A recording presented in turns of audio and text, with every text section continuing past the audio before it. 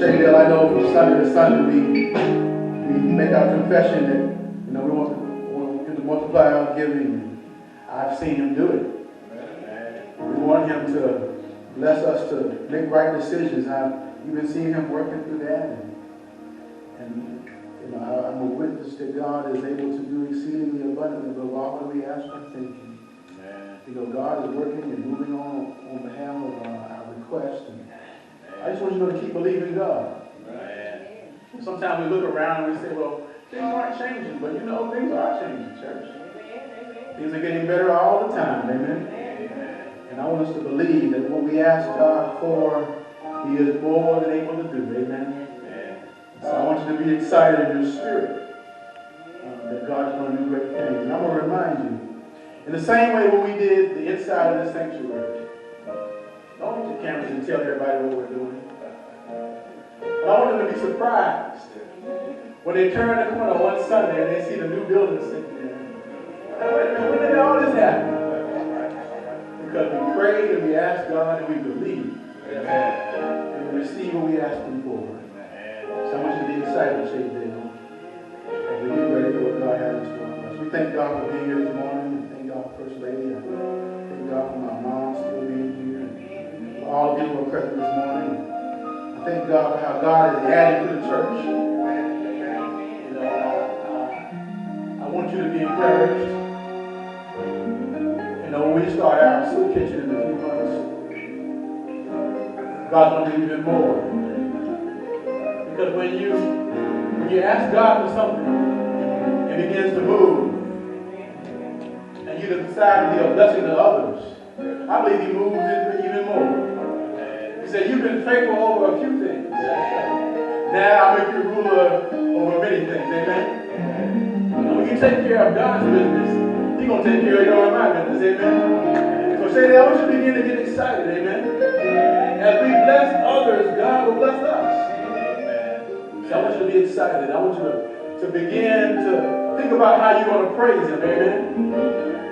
Think about how you're going to celebrate when He comes through what you asked Him for. Amen? My dad used to sing a song about how when Jesus answers my prayer. He said, oh, the rapture that feels, the glory that thrills when Jesus answers my prayer. So Shadydale, get excited. God is going to answer our prayer. Turn reading your Bible today to Exodus chapter 3. Exodus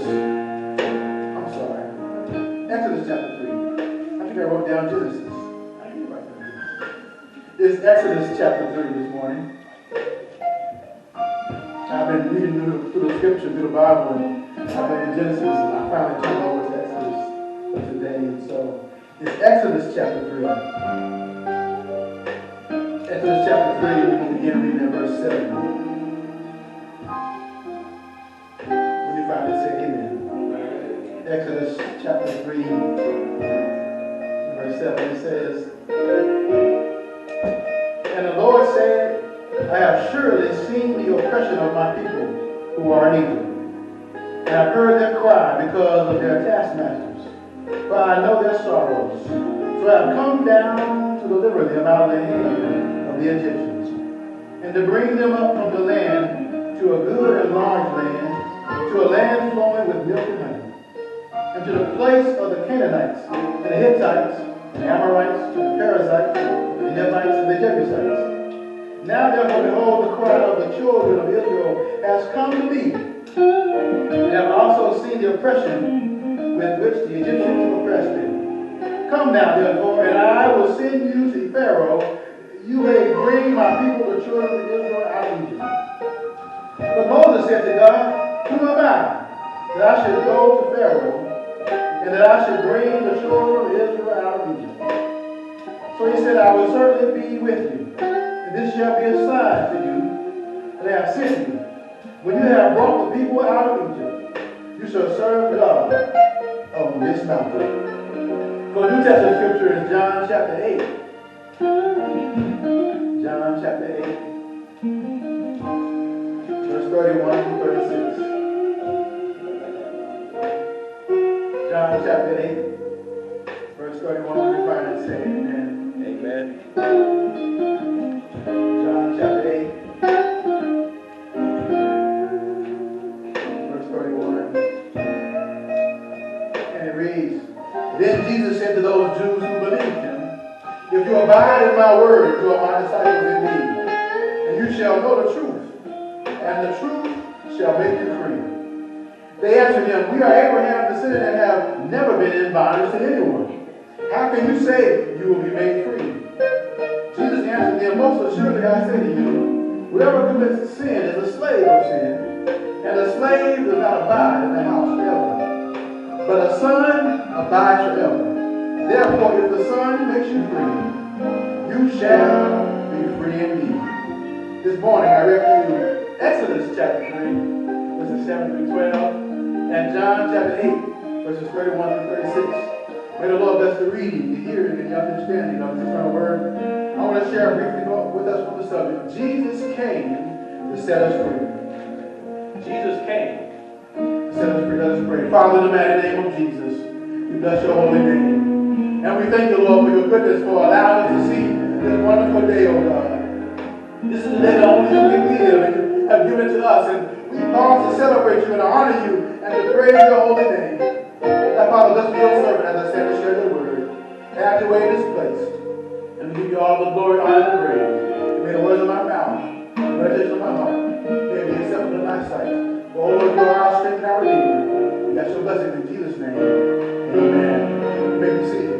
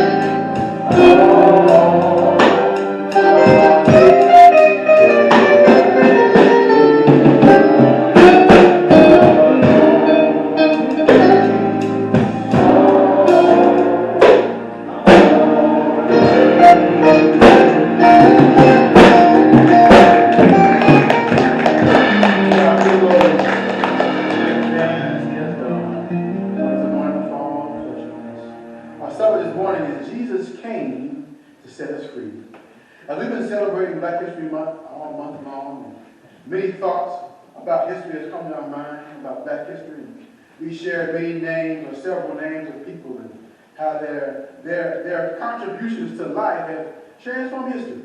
Amen. Jesus came to set us free. Amen. Throughout this whole time, and I believe God was speaking to my heart, He wanted me to make sure that our partner Black History with the message each month, each week that I shared. And he said, and I believe that God wants us to see Himself in us. And for us to know that history is His story. He wants us to see Himself in us. No matter what has happened in life, whatever has transpired in life, He wants to see Himself in us. See, when God made Adam, the Bible said He formed him with the dust of the ground with His hands, and He breathed into him the breath of life, and man became a living soul. So a little bit of God is in all of us, amen? It is His Spirit that makes us alive, amen? And God has given us His Word for us to know Him and all that He did to set us free.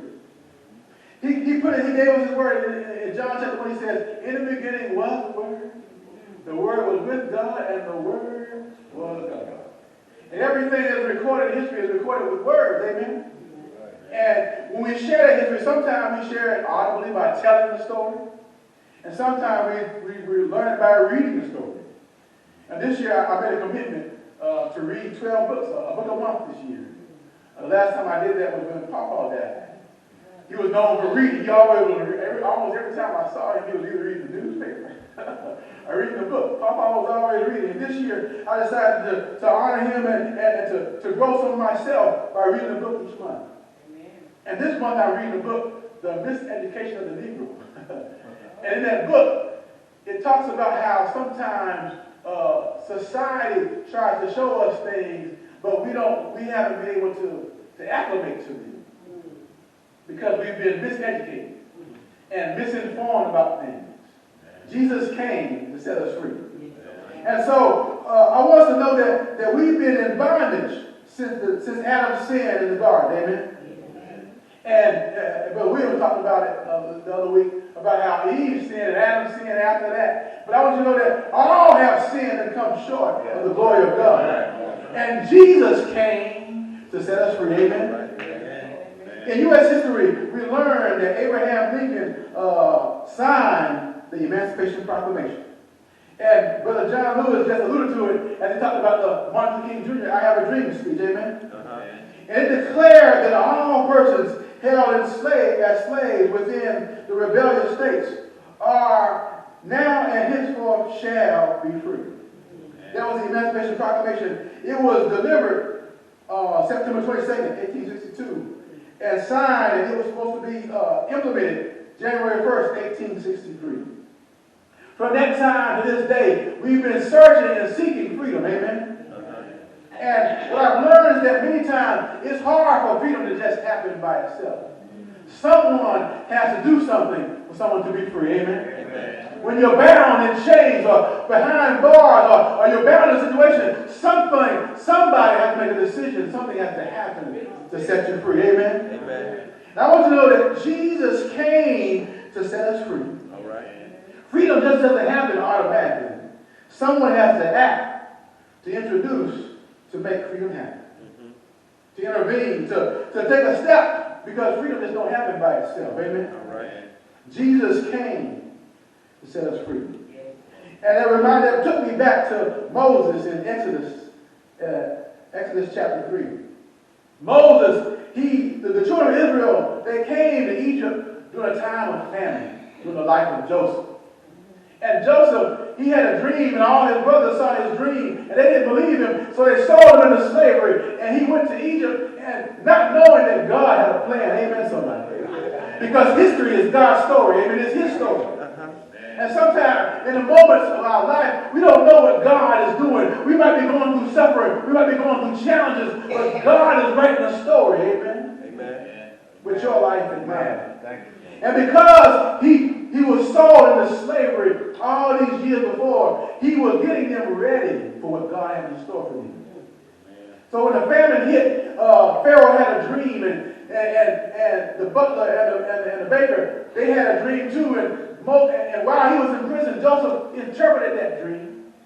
And the cupbearer, he had a good dream, and the baker had a bad dream. And the baker was killed, but the cupbearer became Pharaoh's cupbearer again. And he forgot about Joseph. See, sometimes in life we think that God has forgotten about us. In our bondage, in our trouble, in our trial. See, bondage is not always a jail cell or a chain, but sometimes it's the emotional bondage because we don't want to go through the things that we think we need to go through to get free. Amen? But I want you to know that Jesus came to set us free. And sometimes these bondages hold us longer than we want to be held. But I want you to know that if you believe God, that God can literally set you free. We sing a song sometimes, I'm so glad Jesus came and he set us free, amen? He's the one who lifts us out of those bondages. He can lift us out of those dark places. Jesus can set us free. And from that time, there was that dream that Pharaoh had. It was a dream that there was going to be 7 years of plenty and then 7 years of famine. And because of that, Joseph was there. He interpreted the dream, and Pharaoh said, well, there must not be anybody else wise enough to handle this. So Joseph, you're going to be the one to handle it. But he was Jacob. He was Israel's son. And because of that, they all came and they bowed down to him, just like the dream that he had. And then he said, is your father still alive? They didn't know that they was talking to their brother. And he was able to say, yeah, my father's still alive. And he manipulated situations, but he wanted to see his father. And after he had manipulated him a few times, he said, go tell your father to come to Egypt. And he will be able to live out his days. And the Bible goes on to say that when they got there, all the 12 sons of Israel were there. And eventually, Israel died. Eventually, Joseph died. But they were all there in the land of Egypt. And the Bible said the day came when Pharaoh died and he did not remember who Joseph was. And they were there in the land of bondage, in the land of Egypt. And they grew so large as a family that they began to take up space. And Egypt was afraid, the Pharaoh was afraid, and he made them into slaves. I want to know that Jesus came to set us free. And that's where we meet Moses in the book of Exodus. The children of Israel had become so numerous that they became slaves and they began to treat them bad. And God saw all of those things. I want you to know that God sees you whatever you've been going through in life. But you got to learn to turn to Him. And in the passage in Exodus, you can read the first 7 verses. Moses was out there on the backside of the desert. After he had ran from Egypt, he literally killed a man with his bare hands. And somebody saw him and said, well, are you going to kill me like you killed the Egyptian the other day? And that made him afraid, and he ran to the backside of the desert. And that's where he was when he saw this burning bush. The Bible said that the bush was burning, but the leaves were not burning up. And that's where the Lord brought him closer to him and said, take off your shoes, Moses, for where you stand is holy ground. See, you're in the right place now, amen? After all the things you've been through, you're in the right place now because you're where God can talk to you and give you a vision for your life. Jesus came to set us free. So here in Exodus verse 7 says, and the Lord said, I have surely seen the oppression of my people who are in Egypt. And I've heard their cry because of their taskmasters, for I know their sorrows. So I have come down to deliver them out of the hand of the Egyptians, and to bring them up from that land to a good and large land, to a land flowing with milk and honey, to the place of the Canaanites, the Hittites, the Amorites, the Perizzites, and the Hivites, and the Jebusites. Now therefore, behold, the cry of the children of Israel has come to me, and I have also seen the oppression with which the Egyptians oppressed them. Come now, therefore, and I will send you to Pharaoh, that you may bring my people, the children of Israel, out of Egypt.